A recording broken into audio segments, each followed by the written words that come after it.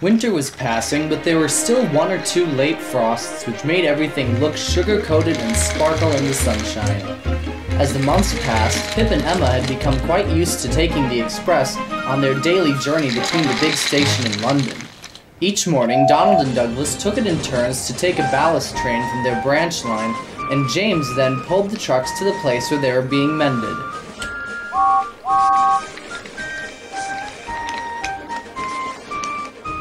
One morning, Donald was uncoupled and ran ahead into a short siding to let James take his place in front of the cars. But a hard frost had made the rails icy. When Donald tried to stop, his wheels locked and they slid on the ice. Before he could say Sir Topham Hatt, he hit the buffers at the end of the siding. The buffers stopped him. That's what they were there for, but they were badly damaged. Donald was lucky. He wasn't hurt at all, just embarrassed. The other engines teased him. "You should go in for the skating championships," they said.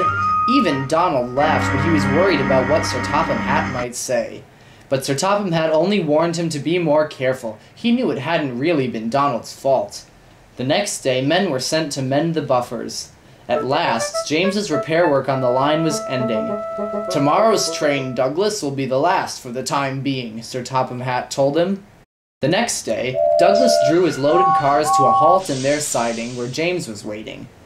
"Here you are, James," said Douglas cheerfully. "What are you going to do now that the job's finished?"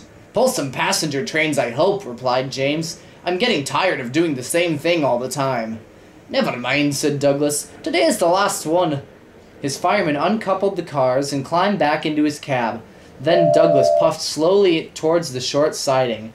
At the end of the siding, the men who had been mending the buffers standed to one side. They had pots of paint beside them and had just finished painting the buffer bar bright red. "It looks very smart," said Douglas. "Much better than it did before. Sir Topham Hatt's probably glad Donald smashed it up." He moved into the siding. His driver put on the brakes. Nothing happened.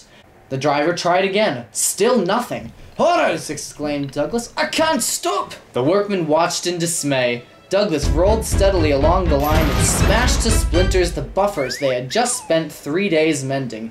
"Ouch!" exclaimed Douglas, opening his eye cautiously. "That hurt!"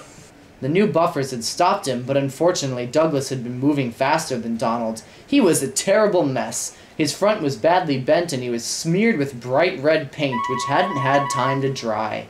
"You great silly engine," scolded the foreman, waving his paintbrush angrily. It still had red paint on it, and some of it flew out and struck Douglas on the nose. "3 days' work," said the foreman crossly, "and in 3 seconds you come and smash it all to pieces." Douglas's front wheels were off the rails, so James had to come and rescue him. Later, Sir Topham Hatt spoke sternly to Douglas about engines not taking care in sidings, and the red paint was left on Douglas's nose as a reminder.